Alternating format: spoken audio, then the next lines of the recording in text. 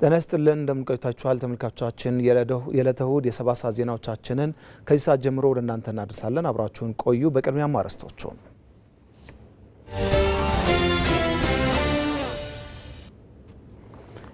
በደቡብ ወሎ ዞን ሀይቅ ከተማ አቅራቢያ በገበታ ለትውልድ የተገነባው የሎጎ ሀይቅ ሪዞርት ኢትዮጵያውያን ትልልቅ ፕሮጀክቶችን መገንባት እንደሚችሉ ትምህርት የሚሰጥ ሆኗል።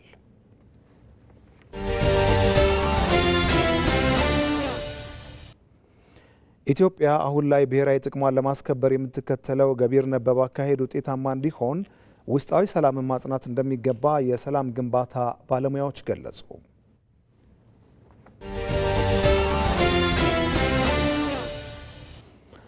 ቀልጣፋ የመዳረሻ ቪዛ አገልግሎት እየሰጠ መሆኑን የኢሚግሬሽንና ዜግነት አገልግሎት አስታወቀም። በአዲስ አበባ ለሚካሄደው 39ኛው የአፍሪካ ህብረት የመሪዎች ጉባኤ አገልግሎቱን ለመስጠት መዘጋጀቱን ገልጿል።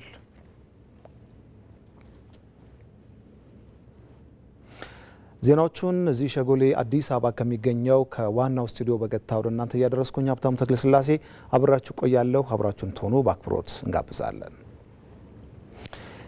የሎጎ ሀይቅ ሪዞርት ጎብኚዎችን በመሳብ የአካባቢው ታሪክና እውነት እንዲታወቅ ሚና እንደሚኖረው ጠቅላይ ሚኒስትር አብይ አህመድ ገለጹ።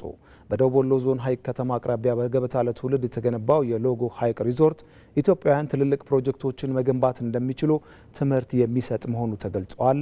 ባየ ሙላት ጠቅላይ ሚኒስትር አብይ አህመድ በ2016 ዓ.ም ሰኔ ወር የአረንጓዴ አሻራ ለማኖር በደቡብ ወሎ ሀይቅ ሲገኙ ሁለት አይነት ችግኞችን ተክለዋል። አንዱ እንደ ፓፓያና ማንጎ ያሉ የፍራፍሬ ችግኞች፣ ሌላው ደግሞ የገበታ ለትውልድ ፍሬ የሆነው ሎጎ ሀይቅ ሪዞርት።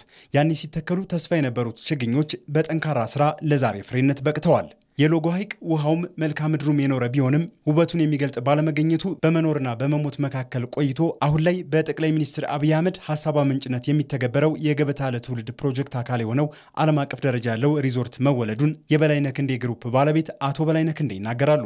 ታይቶ የማይጠገብ ቦታ ነው፣ ግን ማየት አቅቶን ለብዙ ዓመት ክፍት ሆኖ ቆይቷል። አሁን የሚያይ ሰው ሲመጣ፣ ተፈጥሮን መረዳት የሚችል ሰው ሲመጣ ሌሎችን አስተባብሮ ወደ መሬት ወረደ ማለት ነው እና በሳቸው ብለሲንግ በሳቸው ሀሳብ አመንጭነት እኛ ደግሞ እድለኛ ሆነን የዚህ ታሪክ ተካፋይ ሆነን ከህብረተሰቡ ጋር ራሱ የተገናኘንበት ድልድይ ነው። ከሎጎ ሀይቅ በተጨማሪ በየአካባቢው የተገነቡ የገበታ ለትውልድ ፕሮጀክቶች ኢትዮጵያውያን ትላልቅ ፕሮጀክቶችን መገንባት እንደሚችሉ ትምህርት የሚሰጥ መሆኑንም ገልጸዋል። ገበታ ለትውልድ፣ ገበታ ለሸገር፣ ገበታ ለሀገር የሚሉ ፕሮጀክቶች ዝም ብለው ፕሮጀክት ብቻ አይደሉም። ብዙ ትምህርት የወሰድናቸው እነዚህ ወጣቶች እዚህ አብዛኛውን 99% የተሰራው በሀገር ውስጥ ሰራተኞች ነው። እነዚህ ትምህርት የተገኘባቸው እውቀት፣ ልምድ እኛ ኮንፊደንስ ያገኘንባቸው ለካ መስራት እንችላለን ወይ ብለን የወሰድነው ስለሆነ አም ሃፒ እኔ በጣም ደስተኛ ነኝ። ወደፊትም ደግሞ ለሀገሬ ብዙ አበረክታለሁ እግዚአብሔር እድሜ ከሰጠኝ ብዬ አስባለሁ። የሎጎ ሀይቅ ሪዞርት በታሪካዊ የሀይቅ እስጢፋኖስ ገዳም አቅራቢያ እንዲሁም የሰላምና ፍቅር ተምሳሌት በሆነው አካባቢ የተገነባ ነው። ሪዞርቱ ጎብኚዎችን በመሳብ የአካባቢው ታሪክና እውነት እንዲታወቅ ሚና እንደሚኖረው ጠቅላይ ሚኒስትር አብይ አህመድ ገልጸዋል። ይህ ታሪክ በሁሉም ጫፍ የሚታወቅ በሁሉም ጫፍ ትምህርት የሚወሰድበት እንዲሆን ከታሪኩ ባሻገር ታሪክ ገላጭ ስራዎች ያስፈልጋሉ። እነዚያ ታሪክ ገላጭ ስራዎች አንዱ ይህ ሎጅ ነው። በእርግጠኝነት የምነግራችሁ ከየትኛውም ጫፍ ጊዜውን ገንዘቡን ሰውቶ ሀይቅ የመጣ ሰው ቢያንስ ታሪክ ሳይማር፣ ፍቅር ሳይጎነጭ፣ ደስታና ሰላምን ሳይከናነብ ወደ መጣበት አይመለስም። እኛ ትናንትና ማታ በዚህ ከባቢ በእግር ስንንቀሳቀስ ያስተዋልነው ነገር ታሪክ ብቻ የሰው ፍቅር ብቻ ሳይሆን አየሩ በራሱ ሰላም ያለው የማይጠገም መሆኑን ነው። ሪዞርቱ ውብና ለአካባቢው ኩራት ቢሆንም ግን የሀይቁን ዙሪያ የግብርና ምርት የተትረፈረፈበት የማድረግ ኃላፊነትን ሪዞርቱን ለሚያስተዳድሩት የበላይነህ ክንዴ ግሩፕና ለአካባቢው ነዋሪዎች ጠቅላይ ሚኒስትሩ አደራ ሰጥተዋል። በሚቀጥለው ጊዜ ስመለስ ሀይቅ ዙሪያ ከጫፍ ጫፍ በፍሩት ተከቦ ግማሹ ጊዜያችንን የሀይቅን ዙሪያ ፍሩት በማየት እንድናሳልፍ ያ እስኪሆን ድረስ በመኪና ከመጣው አልፌ ወልዲያ፣ በአየር ከመጣው ወደ ደሴ አልፌ እንጂ እዚች ቦታ እንደማልደርስ ከወዲሁ እያረጋገጥኩ የተሰራችው ስራ ትንሽዬ ናት፣ አትበቃንም። ለሐይቅ እቺ ሪዞርት አትበቃም። መሰራቱን እናመሰግናለን፣ መሰራቱን እናደንቃለን፣ የተሰራን አንክድም። ግን ወደ ዋናው ፍላጎታችን ለመጓዝ ያለንን መሻት የሚያስቀር ደግሞ እንዲሆን አንፈልግም። በመደመር መንግስት ፕሮጀክቶችን ጀምሮ የመጨረስ የስራ ባህል በጥቂት ጊዜያት ውስጥ የሎጎ ሐይቅ አካባቢ ውበትና ምርት የተትረፈረፈበት እንደሚሆን ይጠበቃል። በገበታ ለትውልድ መርሃ ግብር የተሰራው ሎጎ ሐይቅ ሪዞርት ለዛሬ የአይን ማረፊያ ብቻ አይደለም፣ የአካባቢውን የቱሪዝም ኢኮኖሚ የሚያንቀሳቀስ ለኢትዮጵያ የቱሪስት መዳረሻ አዲስ አቅጣጫ የጠቆመ የብልጽግና ማዕድ ሆኗል። የሎጎ ሐይቅ ለአካባቢው ምን አንደምታ አለ የሚለውን በተመለከተ ደግሞ ሪፖርተራችን ብሩክ ተስፋዬ ተከታዩን አዘጋጅቷል። አብረን እንከታተል። ውሃውማ አለ ግን ምን ያደርጋል የሚባልበት ትዝታው ከናፍቆት ይልቅ ቁጭት የሚቀሰቅስበት ጊዜ ነበር። የሚያውቁት ተፈጥሮ የቸረችው ውብ ጸጋ ያለው እንደተረሳ ድንቅ አልማዝ በአቧራ ተሸፍኖ በአካባቢው ሰው ትከሻ ላይ ብቻ ተንጠልጥሎ የኖረ የተቀበረ ሀብት ነበር ይሉታል። ዛሬ ግን ገበታ ለትውልድ መጣና ያንን አቧራ አራገፈው። ሎጎ ዛሬ ትናንቱን የድካም ካባ አውልቆ የነገውን የተስፋ ጥልፍ ለብሷል። ዛሬ እንግዳ ሲመጣ አርሂቡ ማለት ልምዱ ለሆነው ወሎዬ ሐይቁን አቅፎ የሚያኖር እንግዳውን አስቀምጦ የሚያስቆርጥ ዓይንና ልብን አሳርፎ እሰይ የሚያሰኝ ልማት ተፈጥሮለታል። የነገስታቱ ፈረስ የቆመበት የታላላቅ ሊቃውንት ቅኔ የፈሰሰበት ምድር ሀገር አማን ጀባ ብሎ ዱዓው የሚደረግበት የዘመኑን ስልጣኔ ተርቦ በዝምታ ያስተውል የነበረውን ቁጭት ምላሽ እንዲያገኝ ስራም ተጀምሯል። ሎጎ ሐይቅ የሚወሳው በወረቀትና በዘፈን ላይ ብቻ ነበር። ዛሬ ግን በባንክ ደብተርና በኑሮ መሻሻል ላይ እንዲታይ እድል ተፈጥሯል። ትናንት ቱሪስቱ መንገዱ ዳገት ነው ማረፊያም የለው እያለ ይሸሽ የነበረውን ሎጎ ሐይቅ ዛሬ እባካችሁ ቦታ ያዙልኝ ወደሚባልበት ድንቅ ስፍራነት ተቀይሯል። የሎጎ ሐይቅ ሪዞርት በገበታ ለትውልድ የተገነቡት ዘመናዊ ማረፊያዎቹና የመዝናኛ ስፍራዎቹ ሎጎን በዓለም የቱሪዝም ካርታ ላይ በትልቅ ፊደል አስፍረውታል። ከእንግዲህ ሀገሬውም ሆነ አንድ የውጭ ሀገር እንግዳ አምባሰል ተራራ ስር ሆኖ የሎጎን ንጹሕ አየር እየተነፈሰ በከፍተኛ ደረጃ መስተንግዶ የሚያገኝበት እድል ተፈጥሯል። ሐይቁ ብቻ ሳይሆን በአካባቢው ያሉ ጥንታውያን ገዳማትና የታሪክ ቦታዎች ከዚህ ልማት ጋር ተሳስረዋል። ቱሪስቱ ሎጎ ላይ አርፎ በአካባቢው ያለውን የታሪክ ጥልቀት እንዲመረምር ምቹ ሁኔታ ተፈጥሯል። ገበታ ለትውልድ ማለት እንግዲህ ይሄው ነው። ትናንትን አክብሮ ዛሬን አልምቶ ለነገው ትውልድ የሚኩራራበትን የታሪክ ድግስ ማቅረብ። ዛሬ በሎጎ ሐይቅ ሞገድ ላይ የሚታየው ብርሃን የኢትዮጵያ የብልጽግና ጮራ ብቅ ለማለቱ ማሳያ ነው።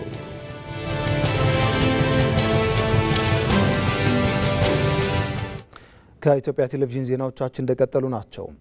ኢትዮጵያ አሁን ላይ ብሔራዊ ጥቅሟን ለማስከበር የምትከተለው ገቢር ነበብ አካሄድ ውጤታማ እንዲሆን ውስጣዊ ሰላም ማጽናት እንደሚገባ ተገልጿል። የውስጥ አንድነትን መጠንከር ብሔራዊ ጥቅምን ለማስከበርና በዓለም መድረክ ላይ የመደራደር አቅምን ከፍ የሚያደርግ ስለመሆኑ የሰላም ግንባታ ባለሙያዎች ያነሳሉ። ዛህራ መሐመድ ተጨማሪ አላት። ሰላም የብሔራዊ ጥቅም ማስከበሪያ ጋሻ፣ ጠንካራ የውስጥ አንድነት ደግሞ የማይበገር የሉዓላዊነት ምሰሶ ነው። ኢትዮጵያ ዛሬ በውስጥ የሰፈነ ፍጹም ሰላምና ጠንካራ ኢኮኖሚ ለብሔራዊ ጥቅሟ መከበር ከምንም በላይ ቀዳሚ መከራከሪያዋ ይሆኑ ዘንድ የግድ ይሏታል። እርግጥ ነው የውስጥ ሰላም ሲረጋገጥ የኢኮኖሚ መዋቅሩ ሳይናወጥ በእድገቱ ጸንቶ ይቆማል። ዜጎችም ሰሪና አምራች ሆነው ሀገራዊ ብልጽግናቸውን ያፋጥናሉ። ነገር ግን የተለያየ መሰረት ያላቸው የአመለካከት ልዩነቶችና የፖለቲካ ጥያቄዎች ሲኖሩ ከውይይት ይልቅ ጠመንጃን መምረጥ ኢትዮጵያን በብዙ ዋጋ ሲያስከፍላት ቆይቷል። ለእድገቷም ማነቆ ሆነውባታል። በኃይል ችግር መፍታት፣ ንግግር አለማስቀደም፣ ይሄ አንዱ ከጥንት የተጣባን በሽታ ነው። ሁለተኛው ያልተላቀቀን ላለፉት 100 ምናምን ዓመታት በሞደርን የኢትዮጵያ ታሪክ ውስጥ በየዘመናት ከኛ ጋር የተጓዘው ደግሞ የባንዳነት አመል ነው። ሰላምና መረጋጋትን በማምጣት ሂደት ውስጥ ፍትሃዊ የሆነ የኢኮኖሚ የፖለቲካና ማህበራዊ ተጠቃሚነት መሰረታዊ ጉዳይ በመሆኑ መንግስት የጎላ ድርሻ ቢኖረውም የሰላም ተዋናዮች ግን በርካቶች ናቸው። ሌሎች ባለድርሻ አካላትም ሚናቸውን መወጣት እንዳለባቸው ባለሙያዎች ያነሳሉ። ሀገር እንዲረጋጋ የተረጋጋች ሀገር ኖራ ብሔራዊ ጥቅማችንን ማስከበር ከፈለግን የመጀመሪያው ሚና የመንግስት ነው። መንግስት ምን መስራት አለበት? ፒስ ኤንድ ሴኩሪቲ የሰላምና ደህንነትን ማስከበር። ሌላው ኢኮኖሚውን በተመለከተ ነው። የተረጋጋ ኢኮኖሚ፣ የሚያድግ ኢኮኖሚ ያስፈልጋል። ነገር ግን ለዚህ መንግስት ብቻ አይደለም። መንግስት ፖሊሲ መቅረጽ አለበት። ጥሩ ፖሊሲዎች ሊወጡ ይገባል። አስቻይ ፖሊሲዎች ሊኖሩ ይገባል። ነገር ግን ኢኮኖሚውን የተቆጣጠረው መንግስት ብቻ አይደለም። ነጋዴው አለ፣ አምራቹ አለ፣ ስለዚህ ተጠቃሚውም አለ። እያንዳንዱ ሰው በኢኮኖሚው ላይ ኮንትሪቢዩት ሊያደርግ ይገባል ብዬ አስባለሁ። ሀገር የውስጥ ሰላሟ ሲጠበቅ ሀብቷን በአግባቡ እንድትጠቀም ትኩረቷን ከውስጥ ግጭቶች ይልቅ በውጫዊ ጉዳዮች ላይ እንድታደርግ ያግዛል። ጽንፍ ይዘው የቆሙ አካላትም ልዩነቶችን ከሀገር በታች በማድረግና በሀሳብ የበላይነት በመሞገት ሰላም ማስፈን ይኖርባቸዋል። የኢትዮጵያ ውስጣዊ አንድነት መጠንከር ብሔራዊ ጥቅሟን በማስከበር የመደራደር አቅሟን ከፍ በማድረግ በኩል ብርቱ ክንድ ሆኖ ያገለግላል። ለሀገር ገጽታም የሚኖረው ሚና ቀላል አይደለም። አንድ ሀገር ጠንካራ በውጭ ጠንካራ የምትሆነው በውስጥ ካላት ጥንካሬ ጋር ይያያዛል ይባላል። ውስጧ ጠንካራ ከሆነ በውጭም ጠንካራ የመሆን እድል አላት ይባላል። እኔም አምናለሁ። ስለዚህ ኢንተርናል ስትሬንግዝ ለኤክስተርናል ስትሬንግዛችን እንትን ነው፣ በጣም ግብአት ነው ማለት ነው። በተቻለ አቅም ውጪ ኢንፍሉዌንሻል እንድንሆን፣ ምክንያቱም ብሔራዊ ጥቅማችንን ለማስከበር አንዳንድ ጊዜ ወይም ብዙ ጊዜ ዓለም አቀፍ መድረኮች ላይ ዲፕሎማቲክ መድረክ ላይ መሟገት፣ መከራከር፣ ፖዚሽናችንን ማስከበር ይጠይቃል። ይሄን የቤት ስራ አለው። ዲፕሎማቲክ ኢንጌጅመንት አለው። የኢትዮጵያ ሕዝብ ወይም የኢትዮጵያ መንግስት ወይ እያንዳንዳችን ውስጣዊ ጥንካሬያችንን እንደ ቀላል ማየት የለብንም ብዬ ነው የማስበው። ኢትዮጵያ አሁን ላይ ብሔራዊ ጥቅሟን ለማስከበር የምትከተለው ገቢር ነበብ አካሄድ ውጤታማ እንዲሆን ውስጣዊ ሰላምን ማጽናት ወቅቱ የሚጠይቀው አርበኝነት ሆኗል። ዜናዎቻችን እንደቀጠሉ ናቸው። የአፍሪካን ዳታ ለአፍሪካ እድገት በማዋል አህጉሪቱ ከቴክኖሎጂ ሸማችነት ወደ ቴክኖሎጂ ፈጣሪነት የምትሸጋገርበት አህጉራዊ የሰው ሰራሽ አስተውሎት ስትራቴጂ ተነድፎ በስራ ላይ ውሏል። የአፍሪካ ህብረት ለነደፈው አህጉራዊ ስትራቴጂም አባል ሀገራት በትኩረት እየሰሩ ይገኛሉ። ፍሬው ትረታ በዚህ ጉዳይ ላይ ተከታዩን አዘጋጅታለች። አብረን እንከታተል። የሰው ሰራሽ አስተውሎት ለአፍሪካ የቅንጦት ሳይሆን የህልውናና የፈጣን እድገት ቁልፍ እየሆነ ነው። አፍሪካ በሰው ሰራሽ አስተውሎት ዘርፍ ያላትን ተሳትፎ ከንድፈ ሀሳብ ባለፈ በተግባር እየታየ ነው። በዚህም የራሷን የዲጂታል እጣ ፈንታ ለመወሰን በቁርጠኝነት ተነስታለች።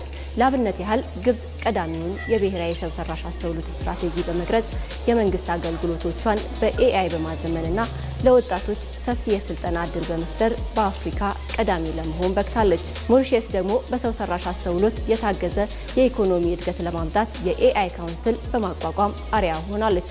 የፋይናንስና የቱሪዝም ዘርፏን በቴክኖሎጂ በማሳደግ የዲጂታል ሉዓላዊነቷን እያስጠበቀች ትገኛለች። ወደ ምስራቅ ከተጓዘን ደግሞ ሩዋንዳ የሰው ሰራሽ አስተውሎት ስነ ምግባርና ደንቦችን ቀርጻ ተግባራዊ በማድረግ ቀዳሚ ናት። ድሮኖችን ለጤና አገልግሎት በመጠቀም የሰው ሰራሽ አስተውሎት እንዴት ህይወትን ማቅለል እንደሚችል ለዓለም እያሳየች ነው። እንደ ናይጄሪያና ኬንያ ያሉ ሀገራት ደግሞ በግል ዘርፉና በፈጠራ ስራዎቻቸው ወይም ስታርታፕ ታላቅ ተሞክሮ አላቸው። የግብርና ምርታማነታቸውን በሰው ሰራሽ አስተውሎት በመተንበይ እና የዲጂታል ክፍያዎቻቸውን በማቀላጠፍ በሚሊዮኖች ህይወት ላይ ለውጥ እያመጡ ነው። በተለይም በኬንያ የምርጫ ሂደቱን ለማቀላጠፍና የታክስ ክፍያዎችን ለማስተዳደር በስፋት እየተንቀሳቀሰችበት ትገኛለች። በጤናው ዘርፍ ደግሞ ወረርሽኖችን ቀድሞ ለመቆጣጠርና ፈጣን ምላሽ ለመስጠት ጉልህ ሚናን እየተጫወተ ይገኛል። ናይጄሪያን ብትሆን የሰው ሰራሽ አስተውሎትን በስፋት ለማስገባት በሚሊዮኖች የሚቆጠሩ ወጣቶቿን በዘርፉ ላይ ማሰማራት ዝግጅቷን ጨርሳለች። የዲጂታል ትንሳኤ ጉዞም በጠቅላይ ሚኒስትር አብይ አህመድ አነሳሽነት በኢትዮጵያም ቀጥሏል። ላለፉት ጥቂት ዓመታት የሰው ሰራሽ አስተውሎት እንደ ሀገር ቅድሚያ የሚሰጠው ዘርፍ በመለየት ትልቅ እርምጃን መራመድ ጀምራለች። የራሷን የሰው ሰራሽ አስተውሎት ኢንስቲትዩት በማቋቋም የፖሊሲና የቴክኖሎጂ ልማት መሰረትን ጥላለች። ይህም በተቋም ምስረታ ደረጃ ኢትዮጵያ ከሁሉም የአፍሪካ ሀገራት ቀዳሚ ያደርጋታል። በምርምሩም ረገድ በሰው ሰራሽ አስተውሎት የታገዘ የጡትና የማህፀን ጫፍ ካንሰር ምርመራ ስልተ ቀመሮችን ወይም አልጎሪዝሞችን በማበልጸግ የባለሙያ እጥረት ባለባቸው አካባቢዎች ፈጣን ምርመራ መስጠት ተችሏል። የደረት ኤክስሬይ ምስሎችን በመተንተን ሳምባ ነቀርሳን የመለየት ብቃትም ከሰዎች እኩል ደረጃ ላይ ደርሷል። የኢትዮጵያ ትልቁ ሀብት ቋንቋዎቿ ናቸው። በዚህም ረገድ ጥንታዊ የብራና መጽሐፍትና የታተሙ ሰነዶችን ወደ ዲጂታል መጽሐፍት የሚቀይሩ የሰው ሰራሽ አስተውሎት ሞዴሎችን እየተዘጋጁ ነው። በአማርኛ በኦሮምኛና በሶማሌኛ ቋንቋዎች መካከል ቀጥተኛ ትርጉም የሚሰጡና ከድምጽ ወደ ጽሑፍ የሚቀይሩ ቴክኖሎጂዎች የፍርድ ቤትና የባንክ አገልግሎቶችን ለማቀላጠፍ እየተሞከሩ ነው። በከተማ አስተዳደር ረገድም ቴክኖሎጂው በኢትዮጵያ ጥቅም እየሰጠ ይገኛል። በአዲስ አበባ የሚገኙ ካሜራዎች ከሰው ሰራሽ አስተውሎት ጋር በማገናኘት የትራፊክ ፍሰትን ማስተዳደር፣ የደንብ መተላለፍን መለየትና አደጋዎችን በፍጥነት ሪፖርት የማድረግ ስራ ተጀምረዋል። ኢትዮጵያውያን ወጣቶች ከዓለም አቀፍ የቴክኖሎጂ ተወዳዳሪዎች እኩል ኮዲንግና ዳታ ሳይንስን እንዲሰለጥኑ በማድረግ በ18 ወራት ብቻ ከ3 ሚሊዮን በላይ ወጣቶች ስልጠናውን አጠናቋል። ከዚህም ባሻገር የመንግስት አገልግሎቶችን በዲጂታል በማድረግ የዜጎችን እንግልት ቀንሷል። እነዚህ ጥረቶች የአፍሪካ ህብረት ለነደፈው አህጉራዊ ስትራቴጂ መሰረት ናቸው። የአባል ሀገራት ቁርጠኝነት ከመቼውም ጊዜ በላይ ጨምሯል። ዓላማውም አንድ ነው፣ የአፍሪካን ዳታ ለአፍሪካ እድገት የሚል። አህጉሪቱ ከሸማችነት ወደ ፈጣሪነት የምትሸጋገርበት ሰዓት አሁን ነው። ይህም ብቻ ሳይሆን ከምድር በታች ብዙ እምቅ ተፈጥሯዊ ሀብት የያዘችው አህጉረ አፍሪካ ሀብቷን በራሷ ማስተዳደር እንድትችል ተስፋ የተጣለበት ነው። ህብረቱ በቅርብ ያጸደቀው ስትራቴጂም በሶስት ዋና ዋና ዓላማዎች ላይ ያተኩራል። የአፍሪካ መረጃዎችን በአህጉሪቱ ውስጥ በሚገኙ የዳታ ማዕከላት አስቀምጦ ለሀገር ውስጥ ምርምር እንዲውሉ ማበረታታት፣ ቴክኖሎጂው በጥቂት ሀብታም ሀገራት ብቻ እንዳይወሰን በዲጂታል መሰረተ ልማት ወደ ኋላ የቀሩ ሀገራትን አቅም መገንባትና ቴክኖሎጂው የሰብአዊ መብቶችን እንዲያከብርና በስራ ዕድል ላይ የሚያመጣውን ጫና አስቀድሞ መከላከል የሚያስችል ደንብ ማውጣት ናቸው። ይህ ስትራቴጂ አባል ሀገራት በተበታተነ መልኩ ሳይሆን በአንድነት እንዲቆሙ ጥሪ ያቀርባል። ግቡም ግልጽ ነው። ሰው ሰራሽ አስተውሎትን በመጠቀም ግብርና ማዘመን፣ የጤና አገልግሎትን ተደራሽ ማድረግና በትምህርቱ ዘርፍ አብዮት መፍጠር ነው።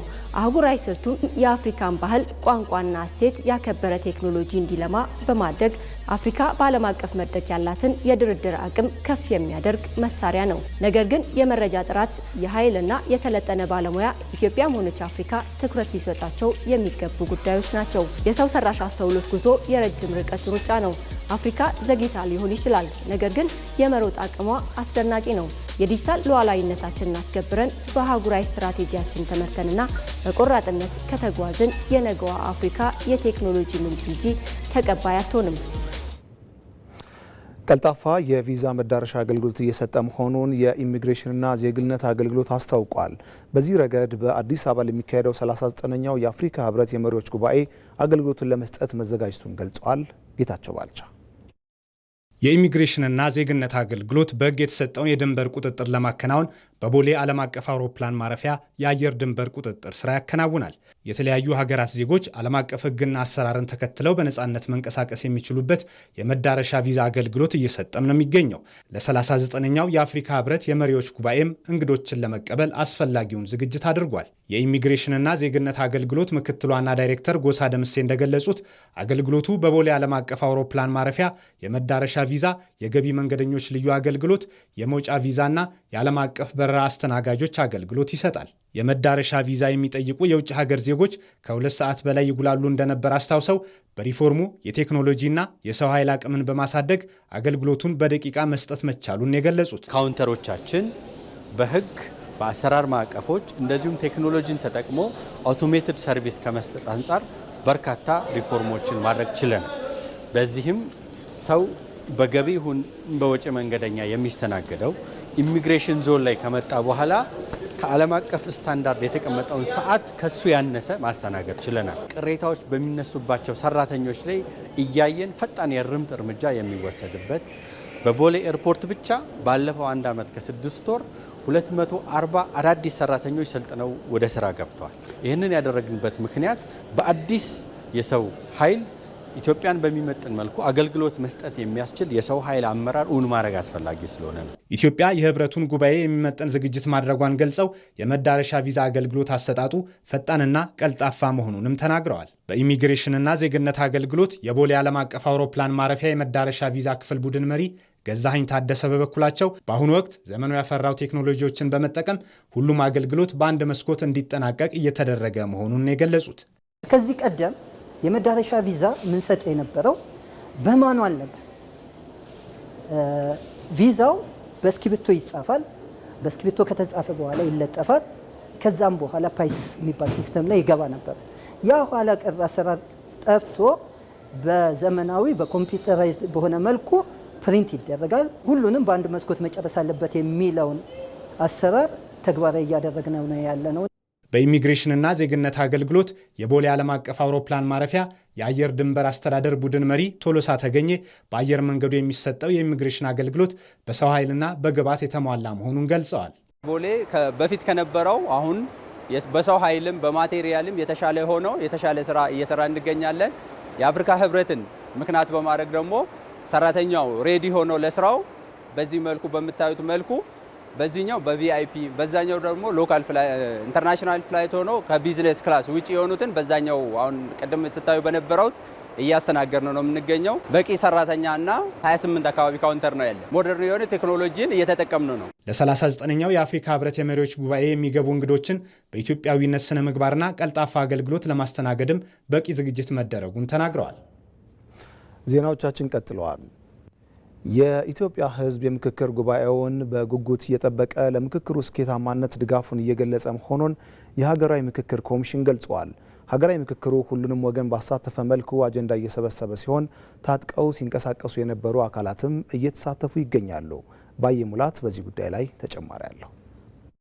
ኢትዮጵያውያን ለቅሬታና ለግጭት መንስኤ የሆኑ በየጊዜው ሲንከባለሉ የመጡትንም ሆነ የአሁን ችግሮች ላይ ቁጭ ብለው መክረው የጋራ የሆነ ዘላቂ መፍትሄ ለማበጀት በሀገራዊ ምክክር ማዕቀፍ እየመከሩ ነው። ይህ ምክክር በተለይ በፖለቲካ ልሂቃን መካከል ያለውን የሀሳብ ልዩነት ለማጥበብ፣ የታሪክ ቁስሎችን ለመፈወስና በጋራ ሀገራዊ እሴቶች ላይ ብሔራዊ መግባባትን ለመፍጠር ያለመ ነው። በሂደቱም የታችኛውን የህብረተሰብ ክፍል ያሳተፈ አጀንዳ የማሰባሰብ ስራ ላይ ትኩረት አድርጓል። ምክንያቶቹን ከልሂቃን ከላይ ማምጣት ሳይሆን አካታችና አሳታፊ በሆነ መንገድ እታች ካለው ህዝባችን ነቅሶ በማውጣት በእነኛ ጉዳዮች ላይ ግልጽና ተአማኒ በሆነ መንገድ ዳያሎግ ወይም ምክክር አድርጎ ወደ መግባባት መድረስ ነው። ይሄ ነው ትልቁ መርህ። ኢትዮጵያ ከእናንተ ጋር ስነጋገር 1334 ወረዳዎች አሏት።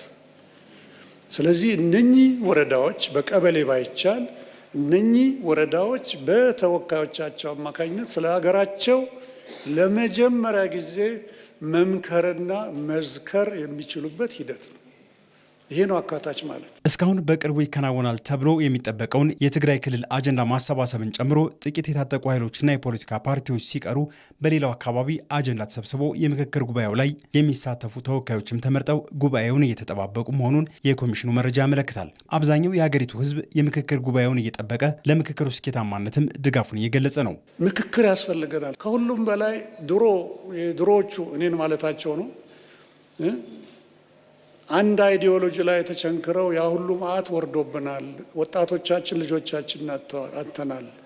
አሁን ከዛ ተምረን የልጆቻችን ህይወት መቀጠል አለበት የሚሉቱ 93 በመቶ የኢትዮጵያ ህዝቦች ናቸው በአሁኑ ሰዓት። የምክክሩ ሂደትና አካታችነት በጦርነትና በግጭት ውስጥ የነበሩ አካላትንም ጭምር እየሳበ መጥቷል። ቀደም ሲል በአማራ ክልል በትጥቅ ትግል ውስጥ የነበሩ ታጣቂዎችም የምክክር አጀንዳቸውን ለኮሚሽኑ አስረክበዋል። ጠመንጃ መፍትሄ እንደማይሆንና ብቸኛው አማራጭ ጠረጴዛ ዙሪያ መቀመጥ በመሆኑ ምክክሩን ቀረብ ብሎ ማወቅ ያለውን ፋይዳ ይገልጻሉ። ሀገራዊ ምክክር ኮሚሽኑ ጥረት እያደረገ ነው። እኛም አሁን ነው የተረዳ ነው። እውነትም ለሀገር እነኚህ ሰዎች ሀገር ለማጽናትና ሀገርን ህዝብ ለማረጋጋት ጥረት እያደረጉ እንደመሆኑ መጠን ከችግር እንደምንወጣ በደንብ ተስፋ አለን። ምክንያቱም አብዛኛው ህዝቡም ጭምር ይሄንን ስለሚፈልገው ነገሮችን በውይይት መፍታት መልካም ነው። ከዚህ ቀደም ብሎ ቢሆን ቀውስ ከመፈጠሩ በፊት ከፍተኛ ፋይዳ አለው ብዬ አስባለሁ። ምክንያቱም ችግሮቻችን የሚፈቱት በአፈሙዝ ሳይሆን በውይይት በመነጋገር ጥያቄዎችን በማቅረብ ነው። በእርግጥ እዛ ቦታ ሆነን በተለያዩ ሚዲያዎች ሀገራዊ ምክክር ኮሚሽኑ ለአንድ ወገን እንደሚያደላ አድርገው ነበር ሲያራምዱት የነበረም። አሁን ግን መሬት ላይ ያለውን እውነት እያየን ነው። በጣም ደስ የሚል ነው። ትልቅ የሀገር አደራ ተጥሎበት ስራ ላይ የሚገኝ ተቋም መሆኑን አረጋግጫለሁ። ሁሉም ወገን አሸናፊ የሚሆንበት ዘላቂ ችግራችን መፍትሄ በጋራ የሚሰጥበት የሀገራዊ ምክክሩ ለስኬቱ በንግግር ብቻ ሳይሆን የሀገሬ ጉዳይ ያገባኛል የሚልን ዜጋ ሁሉ ተግባራዊ ተሳትፎ ይጠይቃል። የኢትዮጵያ ኢንቨስትመንት ኮሚሽን በ50 ሚሊዮን ብር ያስገነባቸውን የገጠር ኮሪደር ልማት መኖሪያ ቤቶች በኦሮሚያ ክልል በምዕራብ ሸዋ ዞን ለአርሶ አደሮች አስተላልፈዋል።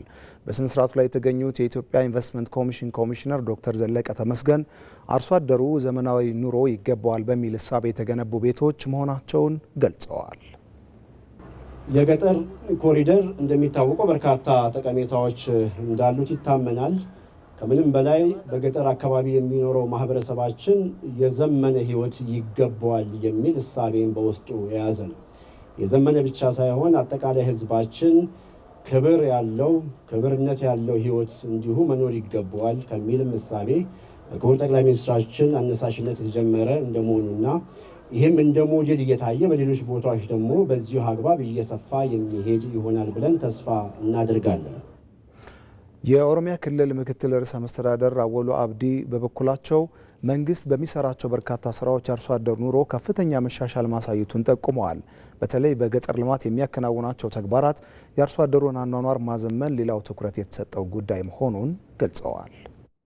ኢኒሼቲቭ ሚሶማ ማኔጅሬን ባዲያ ጅጅሩ መንግስት በገጠር ልማት ከሚሰራቸው ተግባራት መካከል አሁን በኢንቨስትመንት ኮሚሽን ባለቤትነት የተሰራው የገጠር ኮሪደር የመኖሪያ ቤት ግንባታ ትኩረታችን ግብርና ብቻ ለመሆኑን ማሳያ ነው። ምክንያቱም ገጠሩን የምናሻግረው በግብርናው ላይ እንደምንሰራው ሁሉ የገጠሩን ማህበረሰብ አኗኗር በማዘመን ነው። በግብርናው ዘርፍ ለተመዘገበው ስኬት ክልሎች የሜካናይዜሽን አጠቃቀምና በክላስተር ማረስ አስተዋጽኦ አበርክቷል።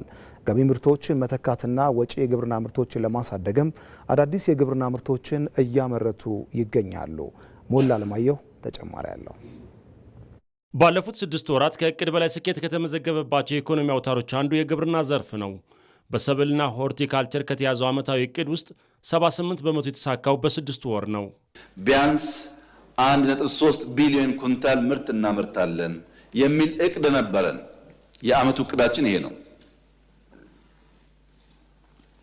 ባለፉት 6 ወራት በተለይ ክረምት ላይ ሁላችሁም እንደምታውቁት ከፍተኛ ምርት የተገኘበት ዓመት ስለሆነ 6 ወር በሰራነው ስራ 999 ሚሊዮን ኩንታል ሃርቨስት ማድረግ ችለናል። ይሄ ከእቅዳችን ከዓመቱ እቅዳችን 78%ን ይሸፍናል። ለዚህ የግብርና ዘርፍ ስኬት ክልሎችና ከተማ አስተዳደሮች አስተዋጽኦአቸው የላቀ ነው። የማዕከላዊ ኢትዮጵያ ክልል ለግብርና ዘርፍ ጸጋዎች ካሉት መካከል አንዱ ሲሆን ባለፉት 6 ወራት በሰብልና ሆርቲካልቸር ለማምረት ያቀደውን ሙሉ በሙሉ ማሳካቱን የክልሉ ግብርና ቢሮ መረጃ ያመለክታል። ምርትና ምርታማ የሚያሳድጉ ቴክኖሎጂዎችን በላቀ ደረጃ ተጠቅመናል። አንደኛው የክላስተር እርሻ እስከ 32000 ሄክታር በአንድ ሜጋ ክላስተር የፈጠርንበት። ክላስተርን ሰው ለስንዴ ለበቆሎ ብቻ ነው የሚያየው። ክላስተርን ለስንዴ፣ ክላስተርን ለበቆሎ፣ ክላስተርን ለጤፍ፣ ለገብስ ኢቭን በተጎዱ ደጋማ መሬቶች ጭምር ክላስተርን ስራ በመስራታችን ምርታማነት በበቆሎ ከ35 እስከ 120 ኩንታል በሄክታር ማግኘት የቻልንበት፣ በስንዴ ከ30 እስከ 90 ኩንታል ማግኘት የቻልንበት፣ በጤፍ ከ15 እስከ 21 ድረስ ማግኘት የቻልንበት፣ በሆርቲካልቸር ሰብሎቹም እንደዚሁ። በኦሮሚያ ክልልም ለግብርና ዘርፍ ስኬት የተለያዩ ስራዎች ተከናወኑ ሲሆን በክልሉ በመስኖ የሚለሙ መሬቶች ከጊዜ ወደ ጊዜ እየጨመረ መጥቷል። በኦሮሚያ ከ6 ሚሊዮን ሄክታር በላይ በመስኖ መልማት የሚችል አቅም አለን። እስካሁን ድረስ ግን ከ4 ሚሊዮን ሄክታር አካባቢ ያለማንበት ነው። በስንዴ ብቻ 3.4 አካባቢ ደርሰናል። ቀጣይ ደግሞ በሆርቲካልቸር በመደበኛ መስኖ የምንለው ከ500 ሺህ ሄክታር ያላነሰ ነው የምንሰራ። ለዚህ በሚቀጥሉ ዓመታቶች እነዚህ ማልማት እንደምንችል ግብርናን ከማዘመን አንጻር ስታይ ክፍተት ስላለው ይሄንን ክፍተት መብላት አለብን ተብሎ ኬኛ የሜካናይዜሽን መገጣጠማ ድርጅትንም ጭምር አቋቁመን ወደ ስራ ስለገባንበት ለውጦች እጅግ በጣም እየተመዘገቡ ነው መጡ እየተለመዱ መጥቷል።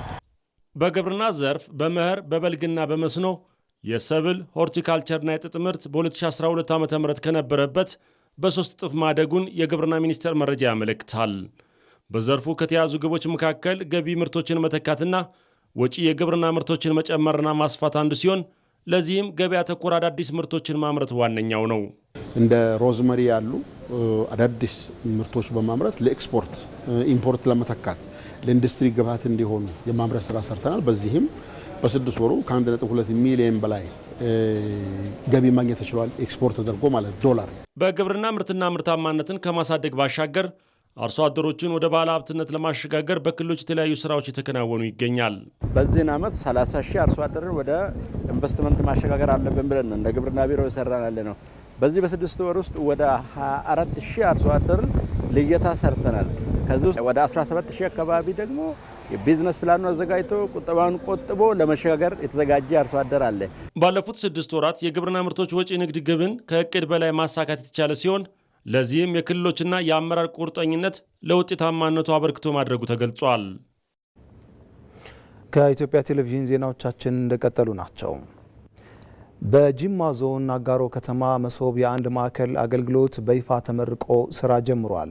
ማዕከሉ ቀደም ሲል በአገልግሎት አሰጣጥ ላይ ይደርስባቸው የነበረን መጉላላት እንደሚያስቀርላቸው የአጋሮ ከተማ ነዋሪዎች ገልጸዋል። ባልደረባችን ብርቱካን አስናቀ ተጨማሪ አላት። የመደመር መንግስት በቴክኖሎጂ የታገዘ ፈጣን አገልግሎትን ተደራሽ ለማድረግና ሙስናና ብልሹ አሰራርን ለመቅረፍ ሞሰብ የአንድ ማዕከል አገልግሎትን ከአዲስ አበባ በተጨማሪ በተለያዩ የኢትዮጵያ ከተሞች በማስፋፋት ላይ ይገኛል። በጅማ ዞን አጋሮ ከተማ የተለያዩ የመንግስት ኃላፊዎች በተገኙበት መሶብ የአንድ ማዕከል አገልግሎት በይፋ ተመርቆ ወደ ስራ ገብቷል። በመርሃ ግብሩ ላይ የተገኙት የሲቪል ሰርቪስ ኮሚሽነር ዶክተር መኩሪያ ኃይሌ የተከፈተው የአንድ ማዕከል አገልግሎት የነበሩ ክፍተቶችን በመቅረፍ በህዝብና መንግስት መካከል መቀራረብ የሚፈጥር ነው ብለዋል። ይህ የመንግስትና የህዝብ የሚያቀራርብ ትልቅ ሰንሰለትና ድልድይ ይሆናል ተብሎ ይጠበቃል። አገልግሎቶች ለተገልጋዮችና ዜጎች በፍትሃዊነት በፍጥነትና በተጠያቂነት ስርዓት የሚቀርቡበትም ይሆናል ብለን እንጠብቃለን። እያንዳንዱ ዜጋ የሚፈልጋቸው አገልግሎቶች እንደ ዜግነቱ መብት በፍትሃዊነትና በውጤታማነት